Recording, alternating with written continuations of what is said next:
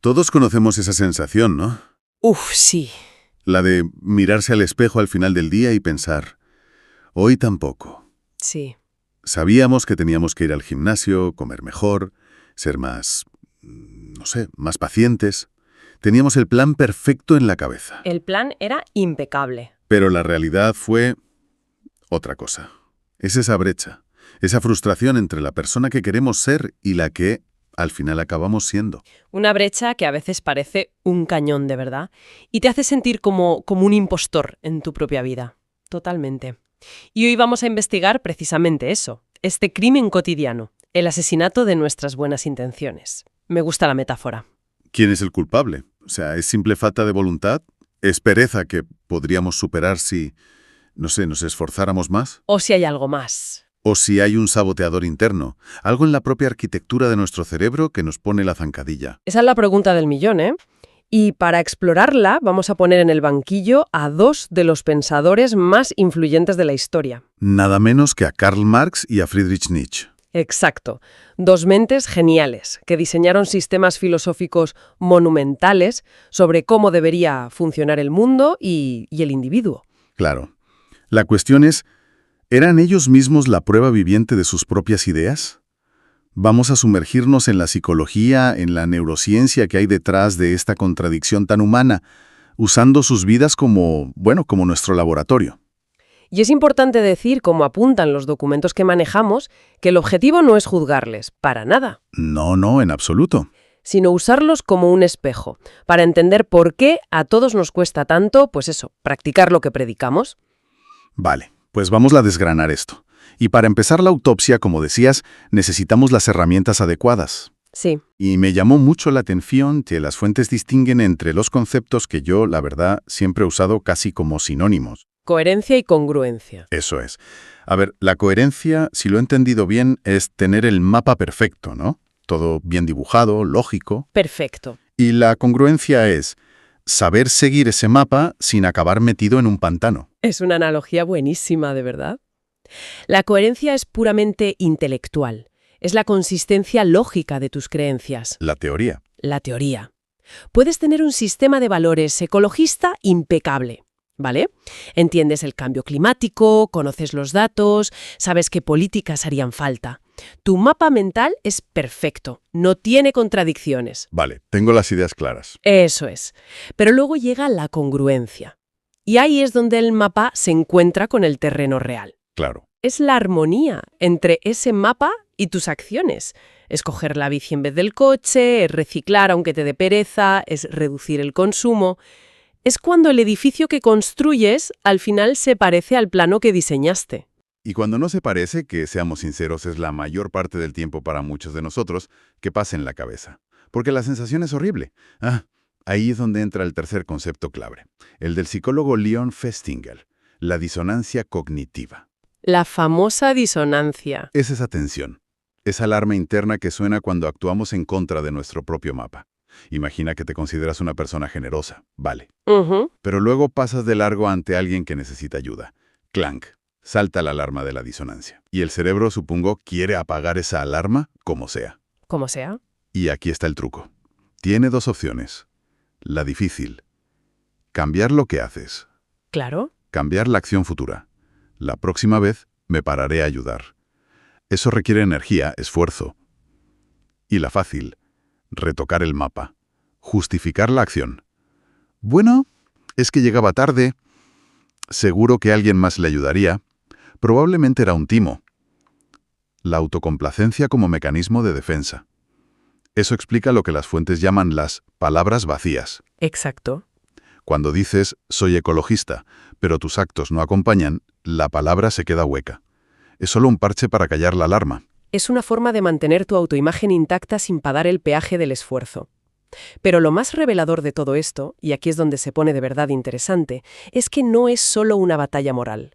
No. No es pereza contra fuerza de voluntad. Nuestro cerebro, a nivel de hardware, parece estar diseñado para que perdamos esta batalla. Un momento, me estás diciendo que nuestro cerebro nos sabotea. Eso suena a una excusa muy sofisticada para la procrastinación.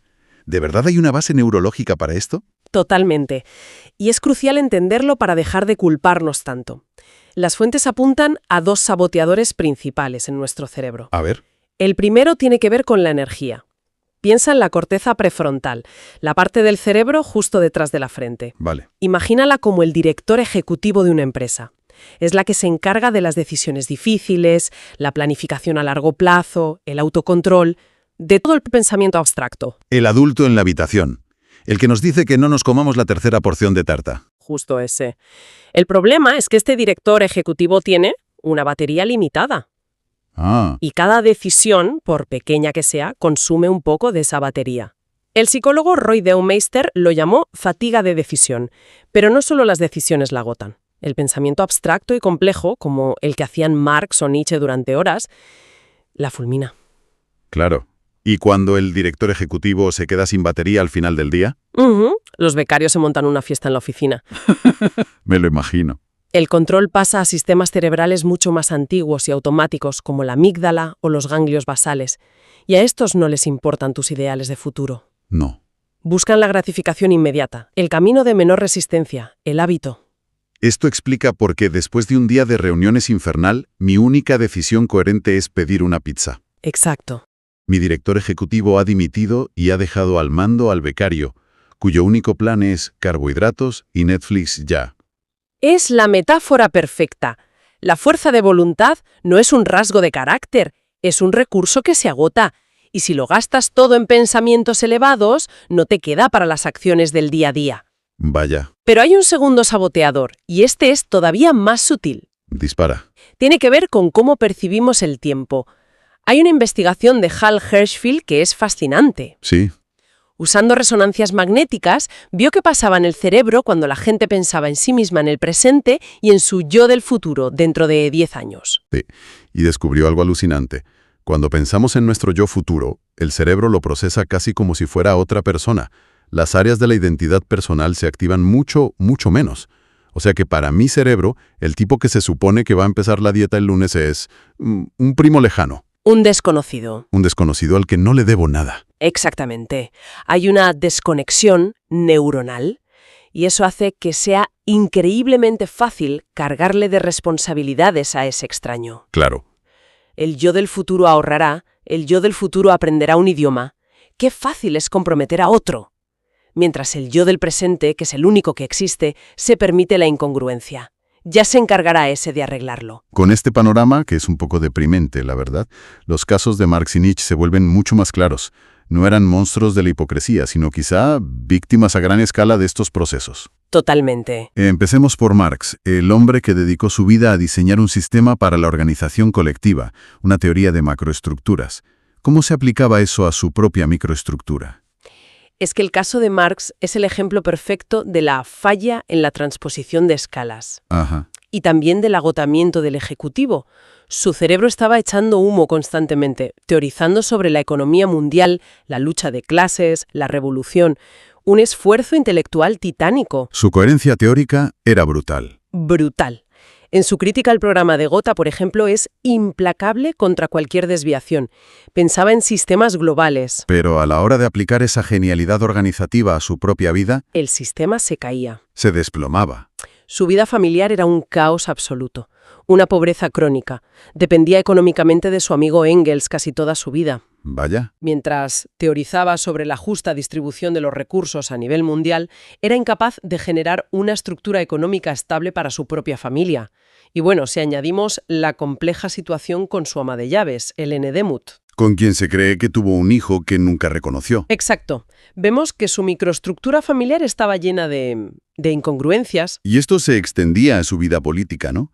El teórico de la unión del proletariado era en la práctica un hombre bastante aislado. Tremendamente. Su dogmatismo, su incapacidad para la concesión pragmática, le enemistó con casi todo el movimiento socialista de la época. Se peleaba con todos. Criticaba a todos, se peleaba con todos. Su círculo íntimo era minúsculo. El hecho de que a su funeral en Londres asistieran apenas 11 personas Solo 11. es un símbolo desolador. Tenía un plan para unir a millones, pero no podía unir a un pequeño grupo. Entonces, la interpretación de las fuentes no es que fuera un hipócrita, sino que su director ejecutivo, Estaba tan agotado diseñando la revolución mundial. Que no le quedaba batería para gestionar las facturas o tener mano izquierda con sus compañeros. Una especie de ceguera por exceso de luz. Exacto. Una ceguera por falta de atención hacia lo inmediato. Su mente estaba en la estratosfera de la teoría, y la vida en la Tierra, pues se le escapaba de las manos. El caso de Marx es fascinante, porque la contradicción es entre la escala global y la personal. Pero, ¿qué pasa cuando la filosofía es precisamente sobre lo personal, sobre la forja del individuo? Pienso en Nietzsche, y ahí la paradoja parece aún más brutal. Si la de Marx es una contradicción de escala, la de Nietzsche es existencial. Es casi una inversión de su propia filosofía. Él nos habla del Übermensch, el superhombre. El superhombre, sí. Ideal de individuo autónomo, autosuficiente, que crea sus propios valores, que soporta la soledad, que no necesita el afecto de nadie. Es la fortaleza hecha persona. Un ideal muy potente, pero su vida real no se parecía mucho a ese superhombre, ¿verdad? Era la antítesis. La vida de Nietzsche estuvo marcada por una fragilidad física y, sobre todo, una dependencia emocional extrema. Vaya. Sus cartas son un testimonio constante de su necesidad de afecto, de su miedo a la soledad, de su búsqueda desesperada de validación de sus amigos, como Paul Rée. Y el episodio que lo destroza todo es el de Andrea Salomé. Sin duda, la gran intelectual rusa. Él se enamoró de una forma obsesiva, casi adolescente. Le propuso matrimonio, fantaseaba con crear una trinidad intelectual con ella y con Rée. ¿Y ella le rechazó? Y cuando le rechazó, su mundo se vino abajo. El dolor, la rabia, la desesperación que se leen en sus escritos de esa época son sobrecogedores. Sí. La propia Salomé, años más tarde, lo describió con una frase que es como una lápida para el superhombre. Dijo que Nietzsche era un esclavo del corazón. Un esclavo del corazón. Es la definición opuesta al Übermensch. Entonces su filosofía era una farsa. Una mentira que se contaba a sí mismo. Las fuentes sugieren algo mucho más profundo y más humano. A ver. Que su filosofía no nació a pesar de su fragilidad, sino a causa de ella. El Übermensch no era un autorretrato. Claro. Era una aspiración, una forma de autoterapia. Era la medicina que él mismo se recetaba para su propia enfermedad de dependencia y vulnerabilidad. O sea que proyectaba en su filosofía el ideal que le era imposible alcanzar en su vida. Podríamos verlo a través de la idea de la sombra de Carl Jung.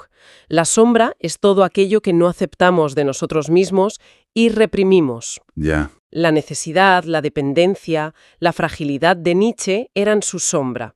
Y el superhombre era esa proyección luminosa, ese ideal que construyó para compensar la oscuridad que sentía dentro.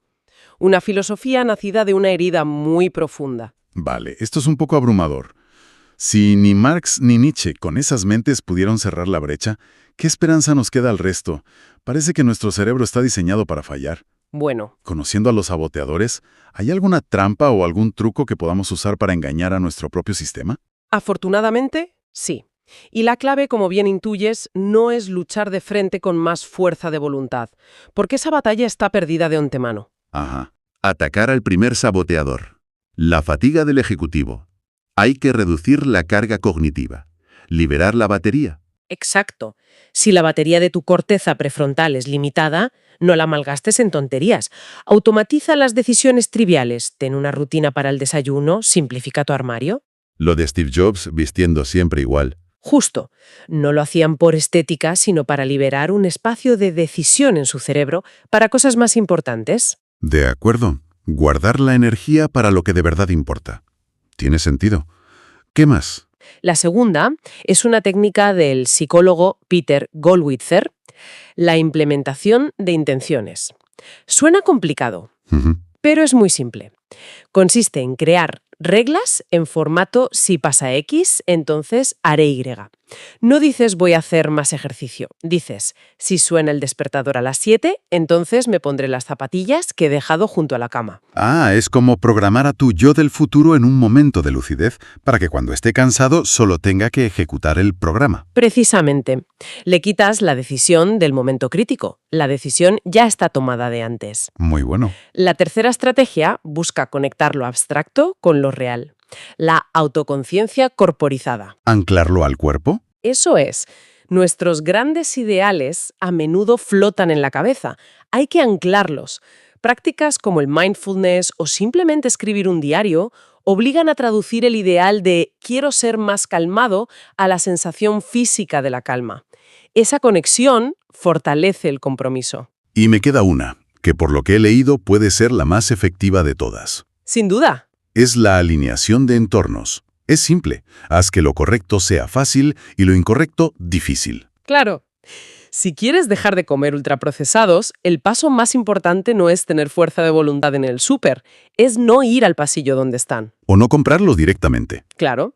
Si quieres leer más por la noche, deja el libro en la mesilla y el cargador del móvil en la cocina.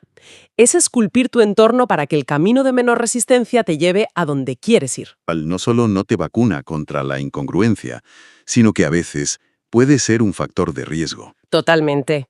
Y que esa lucha interna que todos tenemos no es un fallo moral, sino una condición de fábrica de nuestro cerebro. Esa es la idea central. Las vidas de Marx y Nietzsche son un drama a gran escala de una lucha que todos libramos en lo pequeño, ¿sabes?